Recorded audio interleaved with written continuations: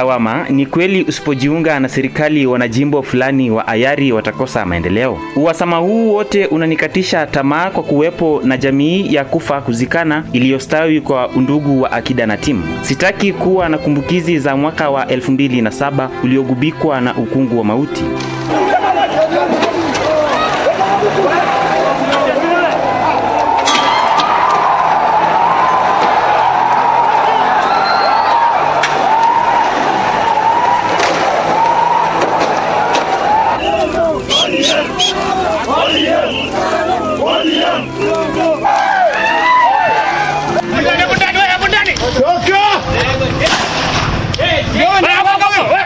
Nitaendelea kuinyosha bakora na kuangaza kurunzi kutoa falsafa ya mbaya wetu ili Ayari isonge mbele na kutoka kwenye kiza kinene cha unasaba.